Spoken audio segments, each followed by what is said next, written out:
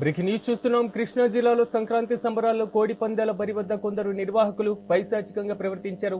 కంకిపాడు మండలం ఉప్పలూరు సమీపంలోని పందెం బరి వద్ద తోట్లవల్లూరుకు చెందినటువంటి కొందరు వ్యక్తులు పత్తాల ఆట నిర్వహణలో సహాయకులుగా తీసుకువెళ్లారు.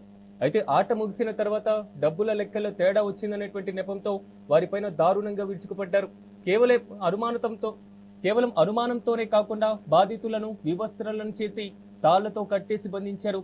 అంతటితో ఆగకుండా వారిపైన విచక్షణారహితంగా దాడి చేస్తూ ఆ దృశ్యాలు సెల్ ఫోన్లో వీడియోలు తీశారు. ఈ అమానుషమైనటువంటి ఘటనకు సంబంధించిన వీడియోలు బయటకు రావడంతో జిల్లా ఎస్పీ తీవ్రంగా స్పందించారు. తక్షణమే చర్యలు తీసుకోవాలని ఆదేశించడంతో కంకిపాడు పోలీసులు నిందితులపైన కేసు నమోదు చేసి ఇప్పటికే కొందరిని అరెస్టు చేశారు. సామాన్య కూలీలపైన ఇలాంటి అనాగరికమైనటువంటి చర్యలకు పాల్పడినటువంటి వారికి కఠినంగా శిక్షించాలని ప్రజా సంఘాలు డిమాండ్ చేస్తున్నాయి.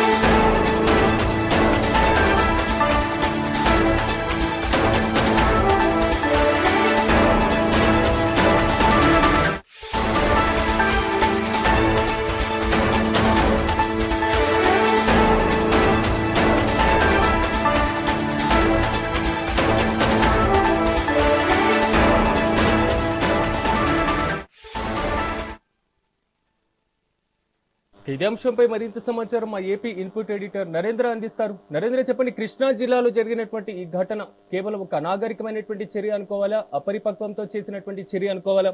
ఇది మాత్రం కొంతవరకు కలకలం రేపుతున్నటువంటి పరిస్థితి కనబడుతుంది. పూర్తి అప్డేట్స్ ఏంటి?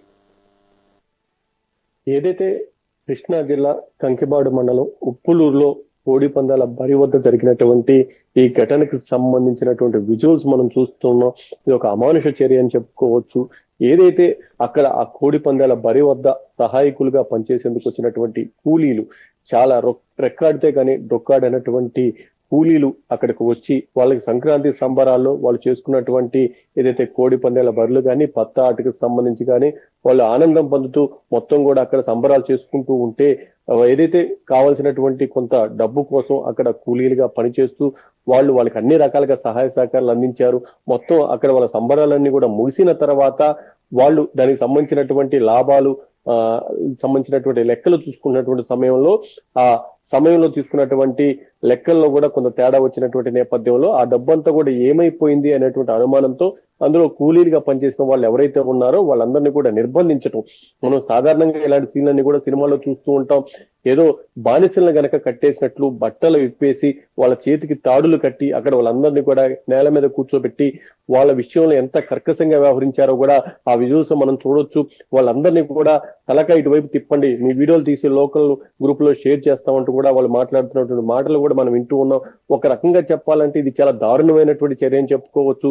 కూలీలుగా పనిచేయడానికి వచ్చిన వాళ్ళని ఇలా సంబరాల తర్వాత ఆ విధంగా నిర్బంధించి వాళ్ళని ఇబ్బంది పెట్టి వాళ్ళ దగ్గర నుంచి కూడా అనేక రకాలుగా వాళ్ళని వేధింపులకు గురి చేయటం, ముఖ్యంగా వాళ్ళందరి విషయంలో వీళ్ళు ఏ విధంగా వ్యవహరించారో కూడా మనకి చాలా స్పష్టంగా అర్థమవుతుంది.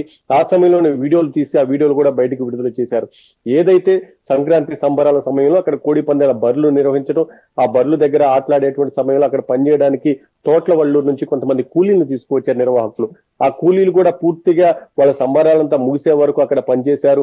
వాళ్ళు ఇచ్చినటువంటి డబ్బులతో ఇంటికి వెళ్ళి పండగ చేసుకుందాం, ఆనందంగా ఉందాం అనుకున్నటువంటి సమయంలో వాళ్ళకి ఆ పందాలు నిర్వహించినటువంటి సమయంలో వచ్చినటువంటి డబ్బులు ఏతున్నాయో వాటికి సంబంధించినటువంటి లెక్కలు సక్రమంగా తేలకపోవడంతో వీళ్ళ మీద అనుమానంతో వీళ్ళందరినీ కూడా అక్కడ నిర్బంధించి వీళ్ళ బట్టలు ఓడతీసి వీళ్ళ చేతికి తాళ్లు కట్టి వరుసగా ఏదో బానిసలను కట్టేసినట్లుగా కట్టేసి వాళ్ళ దగ్గర నుంచి ఆ డబ్బులకు సంబంధించినటువంటి వివరాలు రాబట్టేటువంటి ప్రయత్నం చేశారు.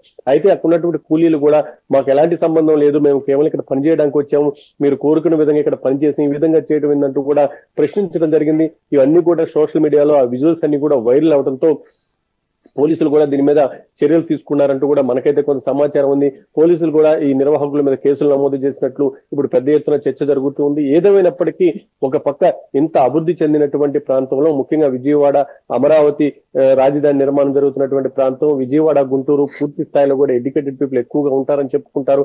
అలాంటి ప్రాంతంలో విజయవాడకి కూతవేటు దూరంలో ఇలాంటి సంఘటన, సామాన్యులు ఏదైతే కూలి పని చేసుకోవడానికి వచ్చినటువంటి పేదవారిని ఇలా బట్టలిప్పి అక్కడ కూర్చోబెట్టి వాళ్ళందరినీ కూడా ఇబ్బంది పెట్టినటువంటి వీడియోలు ఇప్పుడు వైరల్ అవుతున్నటువంటి నేపథ్యంలో దీని మీద ప్రధానంగా చర్చ జరుగుతూ ఉంది. అసలు సమాజం ఎటుపోతుంది? ఈ నిర్వాహకులు చేసినటువంటి పనికి సంబంధించి ప్రజా సంఘాలు కూడా ఆగ్రహం వ్యక్తం చేస్తూ ఉన్నాయి.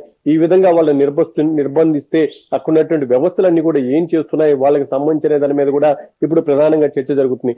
మొత్తంగా కృష్ణా జిల్లాలో ఈ కోడి పందేల బర్రెల వద్ద చాలా పెద్ద ఎత్తున గొడవలు జరిగాయి. అందులో కొన్ని మాత్రం ఇప్పుడు బయటకు వస్తూ ఉన్నాయి.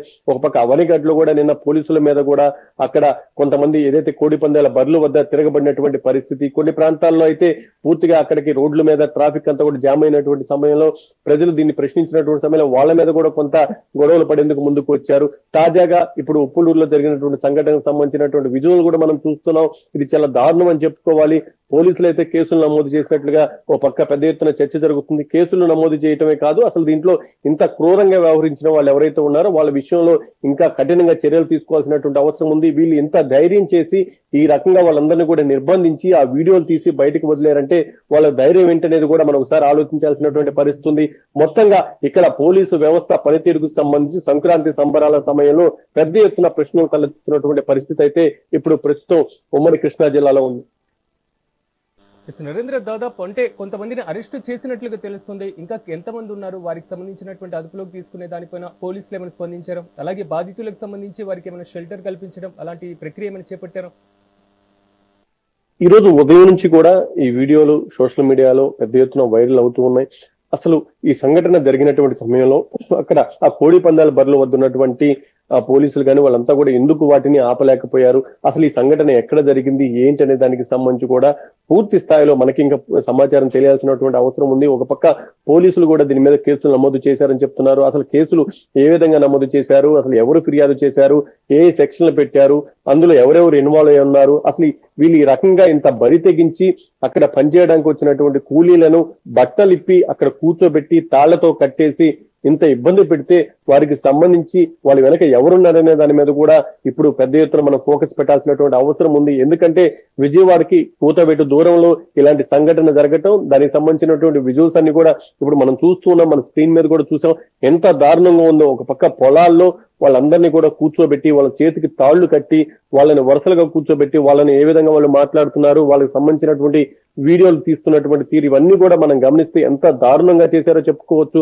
అయితే బయటకు వచ్చింది, ఇంకా బయటికి రాని ఇంకా ఎంత ఇబ్బందికర పరిస్థితులు వాళ్ళు అనుభవించారనేది కూడా ఒకసారి వాళ్ళని అడిగి తెలుసుకోవాల్సినటువంటి పరిస్థితి చాలా స్పష్టంగా కనిపిస్తూ ఉంది. అయితే పోలీసులు కూడా కేసులు నమోదు చేశారంటూ కూడా ఒక పక్క సోషల్ మీడియాలో పెద్ద ఎత్తున ప్రచారం జరుగుతుంది. అసలు ఎవరి మీద కేసులు నమోదు చేశారు, ఎంతమంది మీద చేశారు, ఏ సెక్షన్లు పెట్టారు, అసలు ఫిర్యాదు ఎవరు చేశారు, ఫిర్యాదులు ఏ అంశాలను పేర్కొన్నారు, వీళ్ళకి సంబంధించి నిజంగా కఠినంగా వ్యవహరించే విధంగానే పోలీస్ వ్యవస్థ ముందుకు వెళ్తుందా, ఇక్కడ నిర్లక్ష్యంగా వ్యవహరించినటువంటి అధికారులు ఎవరు అనే దాని మీద కూడా ఇప్పుడు మనం పూర్తి స్థాయిలో దృష్టి పెట్టాల్సినటువంటి అవసరం. ముఖ్యంగా సంబంధిత శాఖల అధికారులు కూడా దాని మీద ఫోకస్ పెట్టి ఇందులో కీలకంగా వ్యవహరించిన వారి మీద కఠిన చర్యలు తీసుకోవాల్సినటువంటి పరిస్థితి అయితే చాలా స్పష్టంగా కనిపిస్తుంది. Thank you.